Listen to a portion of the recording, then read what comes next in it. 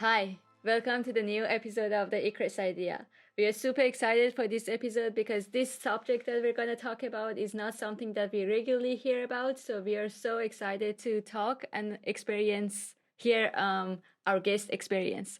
Rowan, can you please introduce our guest? Yeah, of course I can, Maya.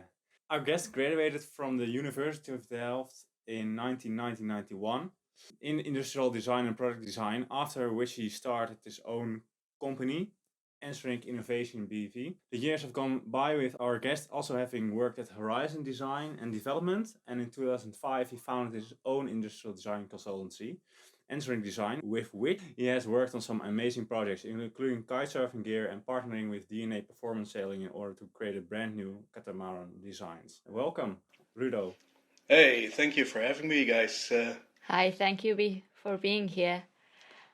So let's just start. Well, we did some research, some stalking, some might say, and we read somewhere that you describe yourself as a Swiss Army knife designer, but yet you also design beautiful yachts. So can you tell us how did you get into that?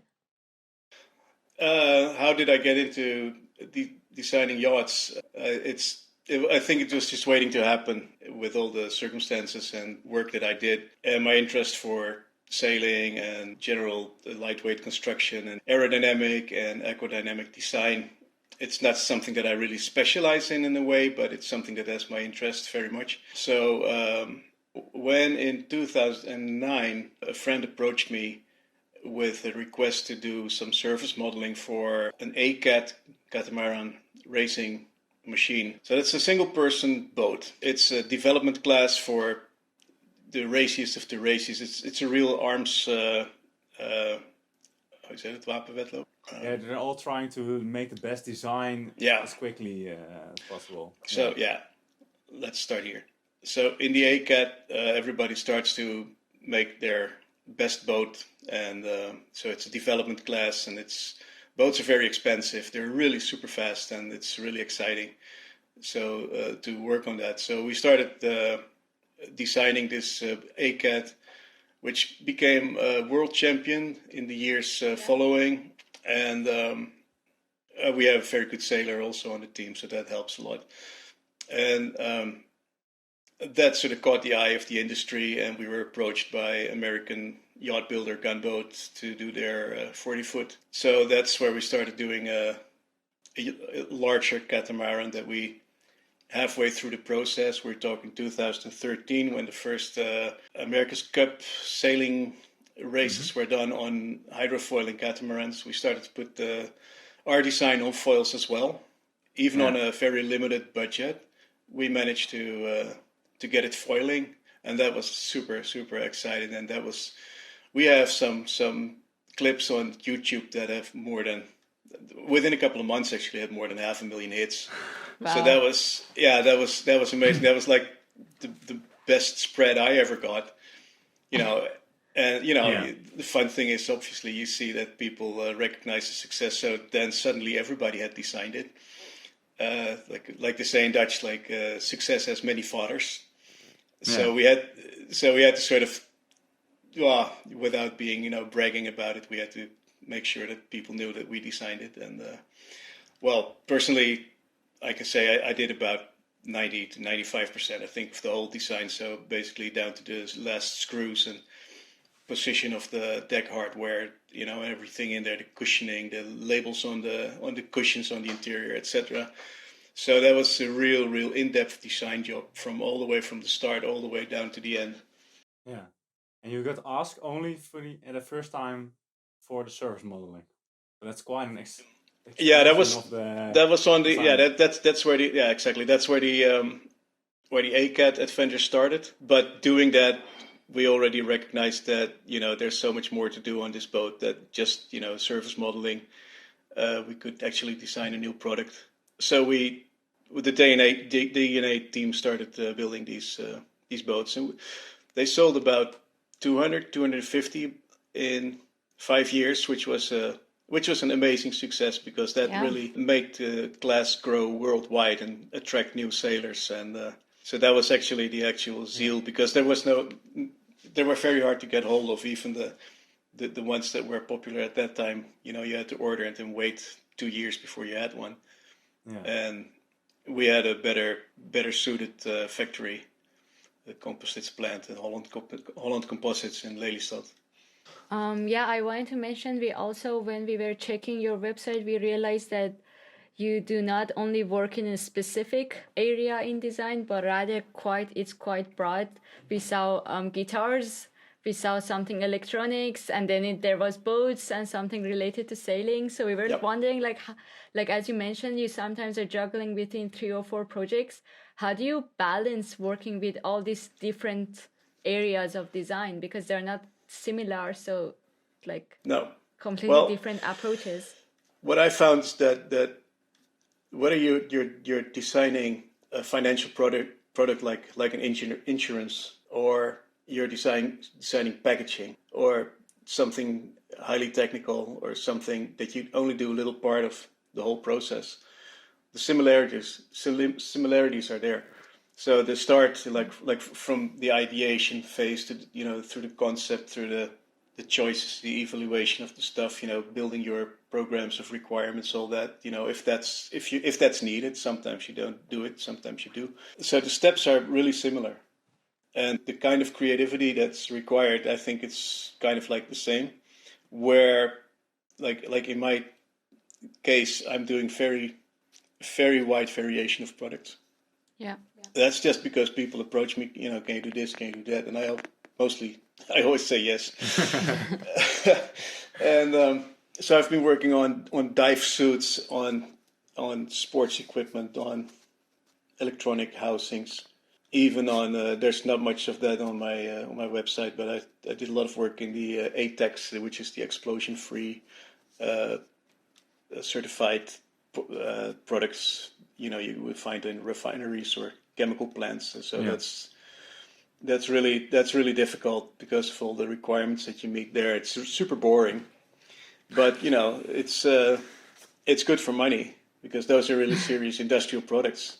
Yeah. And I enjoy it because I can work with people.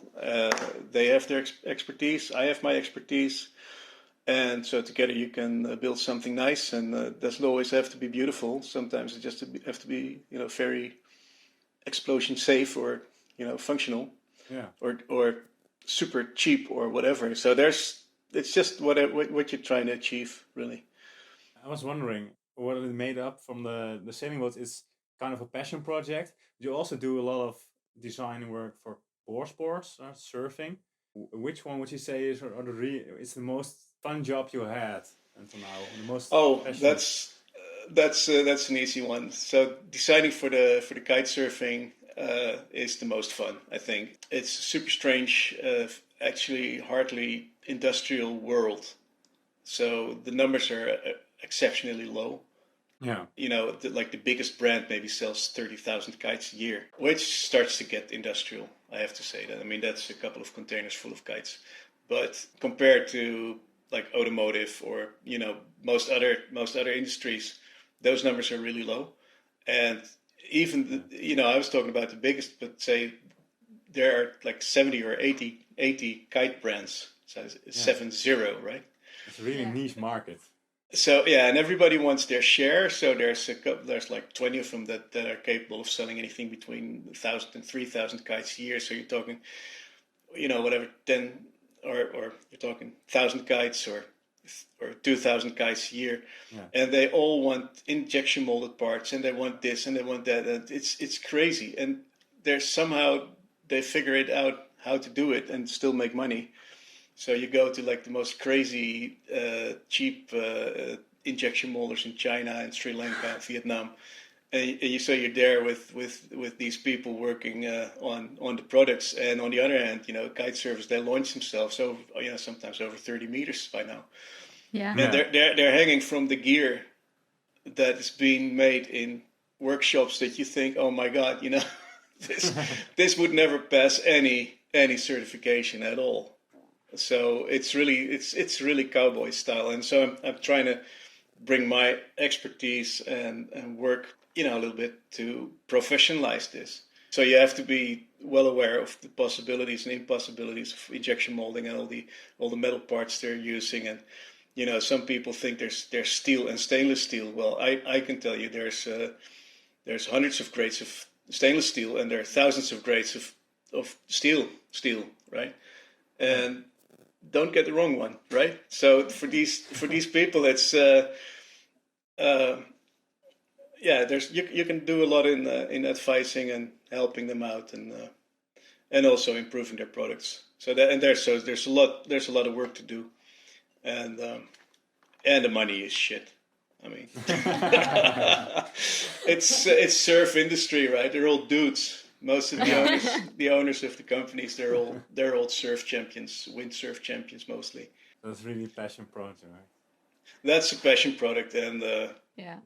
I got some royalty products running, and nothing. So I get my cheap kites, and I'm having a lot of fun.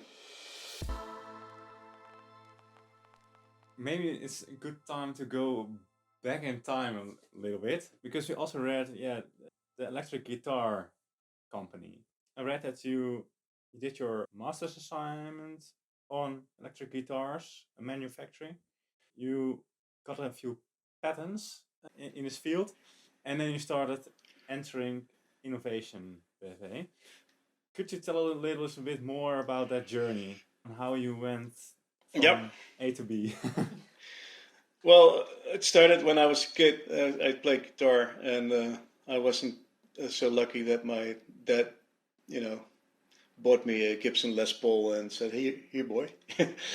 No, so I found myself on a bike, going to the store in Amsterdam where I could get some secondhand pickups and machine heads and some fret wire and maybe a neck.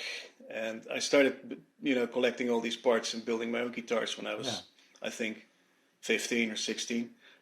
And I'm not the best guitar player, but I could do a bit of blues and a bit of funk by then. And I was playing in some bands, in school band and some other bands. And I was always lucky to play with really good musicians. So some of them are still pro, and I was really blessed with that. So.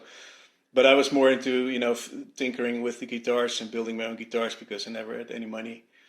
So by the time I started in Delft in '84, I already had built 2 guitars, three probably, and maybe 4 even if I include that bass guitar. And that was on my mind all the time. When I was playing in bands there, many times you're playing festivals, you're playing outside, and you're standing in front of a whole rack of bar spots, and these are really close. You don't see that when you're in the audience, but if you're on stage, the spots you can almost touch them. Yeah. And back in the days, these things would produce heat, which you can't really imagine right now, but that would be like 7,000 watts of bar shining at your guitar. So the front of the guitar was frying and the back of the guitar was just dripping with water because you're standing outside. It was 13 degrees, in the middle of sometime in May on a party somewhere. And all the sweat as well. All the sweat and blood. Don't forget the blood. That doesn't sound very good. Beer, I think. Yeah. So the guitars, the wood of the guitars would go all over the place, and the guitars they're starting to bend or get out of tune or whatever. Sometimes hit your neck out of whack because of all the the conditions were shit. And so. My dad was a Fokker engineer, Fokker aircraft. So he told me about carbon fiber, and I was trying to experiment with making carbon fiber guitars. So when I could pick a graduation thesis, I thought, okay, that'd be good. Let's spend 1 year on designing guitars and see if there's anything to invent. And so you designed it, how to manufacture guitars from carbon fiber. With carbon fiber and in a molding process, sort of low pressure injection system, I developed a material that had proper sound. I just used different fillers and different resin mixes, and the cured blocks of material I would throw them on the floor, and and every now and then I would throw a beat. See if they break. No, but see what kind of sound it makes. You know, if you throw a piece of maple on the floor, you know, or ash or whatever the guitars are made from, you hear a certain sound. It has a certain characteristic, and I was trying to find that characteristic in a material that I could inject into the molds. So in the end, I wound up with that's called micro balloons. Those are basically hollow sand beads. So it's glass bubbles, super small, super light, and that's actually a filler for explosives and other stuff. And I was mixing it into the resin and see if that worked, and I could make guitars with it. So that was one of the patents also. And so you got those patents. From what I hear from around me, patents are of course quite expensive. So I was wondering, how did that transition go from graduating and like in an environment of the university? And 2 years after, boom, patenting 3 designs. No, I actually patented before I graduated. There was an opportunity then from the Dutch government that they would sponsor for one patent per person. They would sponsor the patent attorney, and so I started making a big patent, and then it fell apart in 3 because there's like a non-unity. If you can take one part out of a patent and use it on its own, it cannot be in the same patent. You cannot put 3 inventions in one patent, and I was trying to do that, calling it an electric guitar. But it fell apart in 3 parts. So basically, each side of the string, so the lock nut was one patent, the tremolo unit with the integrated tuning mechanisms, that was the other one, and then the manufacturing method for the molded bodies and the molded necks, or the guitar basically, all in one. That was the third. That's really interesting that you can't have 3 new ideas in one patent. I didn't know that. Like, why is that? Like, I can't design something super innovative and have 3 completely new ideas in that? You can, but if you can use one of these ideas separately. So if I designed like on the guitar on the end of the neck, there's a little that's called the nut. Yeah. And I made a nut lock, which was an automatic nut lock. You drop the string in and it would lock automatically. I could sell that to guitar builders and use it on their guitars. I mean, it's not dependent on the other part. So it's and that sort of defines the non-unity for a patent. Yeah, I get it. So you want to know what happened afterwards, or? Yeah. Okay. So I graduated with this, and I first started to sell the ideas, and I went to some builders, and they were interested, but they didn't really see a problem. It's like they were selling tens of thousands of guitars, and they were all made in Korea, and they just ordered a new color and updated their brochure, and their design work was done. That's basically because everybody at that time was copying the Stratocaster mostly, and they put some extra pickups in it, or a tremolo bar or something, and so that would keep them happy for years and years to come. So there was no need for innovation. So that's also something that it didn't teach me in Delft. Like, you know, how necessary is it what you're doing, right? Yeah. In those days, I could actually sell my idea by saying, okay, we're not using wood. Right now, you would be selling your idea if you say, I'm using wood. That's how it changed. But the guitars were really stable, and they had very good sound, and they were, in the end, pretty effective to build. I got into trouble with a financial guy, and he basically swindled me out of everything that I had. So, and then he sold it. Later on, he sold it. Years later, he sold it, and then he was telling everybody that he designed it. Oh no! So that was super weird. Somebody called me, say, "Hey, is this your design?" I said, "Yeah, it's my design." Hey, it's got someone else's name on it, and that was the guy that ripped me off. So that was a psychological case mostly. Such a big move. So that's and I was not prepared for that. Tell you that you're students, right? Yeah. Okay. Nobody steals ideas, I hope. Maybe in the first year, but after that you have your pride. You know, you have your vision. You want to do your own thing, and you want to have your own signature. And design stuff your way, your style, etc. You're not interested in what anybody else is doing. Yeah. Yeah. Because you somehow feel, I mean, it doesn't even have to be arrogance, but you feel better, or at least you have your special grip on the situation, and so you're not aware that people are out there waiting to steal your stuff. And if you're labeled like talented, boy, you got to watch out. Really, I can tell you that. Everybody's listening. If you're a young designer, make sure you make the right choices with the people you work with, because this guy, he was after my stuff. He was just after my ideas. Yeah. And it's really difficult to get out of that situation.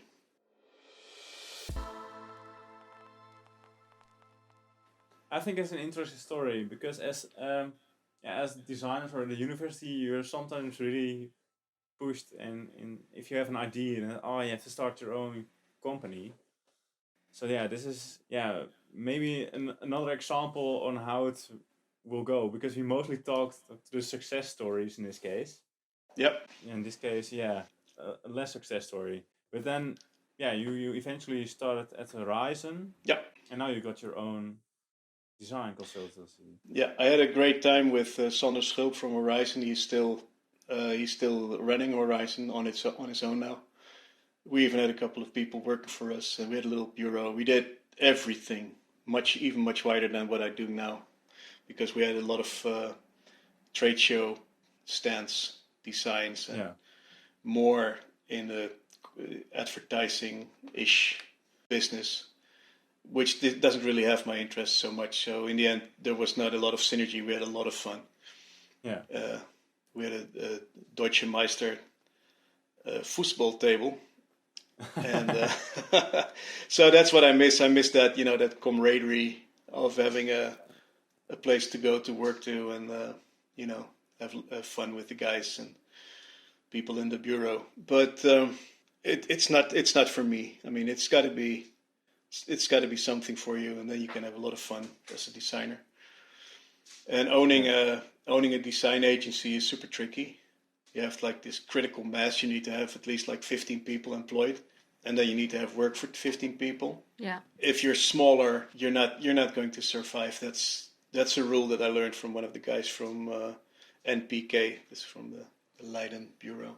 Yeah. And actually, it goes in like, if you have one partner, you have 15 people. If you have two partners, you have 30 people, and three partners, you have 45 or 60 or whatever. But it goes in steps of 15, sort of automatically. And I see that happening around me. I know some people that have bureaus, like from Flex and from MMID, and some of those were classmates in Delft. And I can also see their struggle. They can have a lot of success, and it can all be gone in one year, half a year. Yeah. And they get a lot of stress, and they don't get to design so much anymore. I think that's scaring me. I mean, I want to do it. I want to do it myself, right? Yeah, exactly. Yeah. So, in that case, your advice: join a design agency, start designing, get some experience, and afterwards start on your own. Yeah. You have a good look at how it goes. How are design work sold? How do you get yourself into the picture? And if you have a responsibility for 15 workers, you have to sell a lot of projects. I'll tell you that. And they all have to be good projects. They have to be good paying customers. Otherwise, you're losing it. Yeah. Is it time for the last question? Yeah, sure. All right. So as our last question, we want to know what is your advice for young graduated IDE students? Since you start working right after graduating, do you have any advice through all your experience for students who are just graduating or will be graduated soon? So if you want to pursue a career as designer, you have to keep your eye on the ball, which means the moment you're graduated, you're unemployed. Most of the time. Yeah. So you have to survive. Then you have to get networked or start approaching your target. So I usually see that as like concentric circles, like 3 circles. The outer circle is surviving, Just get a job. Make sure you can pay your insurances, your rent, etc. Don't get into financial shit. Maybe that's a couple of hours a day job, and you can already start doing your professional career. So start to get close to where the action is. Like for instance, if you wanna work as a movie director, get a job on the set. That's the second circle. Bringing newspapers is the outer circle, or working in a bar or something. That's not related. The second circle is related. That you're in the field already where you want to be. Keep your eyes open. Look around, see what you can learn, see who you meet. Make clear that you want to be in there, and see if you can do a little job here and there, at the site, and try to move to the center part of the inner circle. This is where your heart is, right? And that this can be a little bit of moving target. I mean, that's not a problem if you think you want to design flower vases and you get totally fed up with flowers. I mean, you might change that to sofas if you like sofas. And that's it. Follow your heart. That's where the fun is. And don't be like me so much, because if you do guitars and surf stuff and all that, you're not making super much money. So can be a lot richer than me, but That's funny though. I always thought these areas like unique designs, like I don't know, surfing or boats, are the areas that people can actually get super rich. But it's good to know that it's not. I had some opportunities, but I managed to mess up a couple of times, and sometimes it's just not for you. I mean, there was a question about selling these signs. So one time I had a patent for a sort of folding mechanism for a kid, for a bike trailer for kids. Mm-hmm. That you could unhook it from your bike and click clack and make it into a real stroller, so it would become higher and narrower, which is that sets strollers apart from trailers. Spent a lot of time trying to sell it. The first one I sold it to went bankrupt, and I could barely get the patent back from their jaws of the bankruptcy people. And so it was mine again, and I reapplied for different reasons, and I went looking for a new company to sell it to, and I finally sold it to Chariot. That's a Canadian, Calgary-based group. And they were super enthusiastic, and they were going to do it, and they were investing in some money from me. They were investing in the patent to apply in different countries and all that. So they spent quite a bit of money on the patent and all that, but they didn't really get started with the design. And then they sold the company, and the new owner was Thule from Sweden, and they were not interested in doing any design. And so they approached me and say, hey, you can buy your patent back. But by then it was about 80,000 euros in legal fees that I had to pay, because it was cost price that was in the contract, and I didn't have it, and I lost all enthusiasm by then, to start looking for a new partner again with the 80,000 euro debt on this. So this is how it goes. You're really close to getting it out. I had a super sweet deal. I mean, if that happened, I mean, I would have been driving a different car at least. But it wasn't for me somehow, And so is that bad luck? It's totally out of my range. I mean, I'm not deciding who buys who. Yeah. Or like giving yourself over to the world of the free market. Yeah, that's it. It's the big bad world out there, and you can hope, you can dream, but things just sometimes are out of control, and but doesn't mean that I can't hit gold one day. I mean, let's wrap this episode up. Thank you for sharing your experience. We learned a lot, and thank you, listener, for listening to our episode. Please let us know if there is something. If you have any comments, you can reach us via Instagram. You can email us. And thank you for listening, and hope you enjoyed it. Bye. Yeah.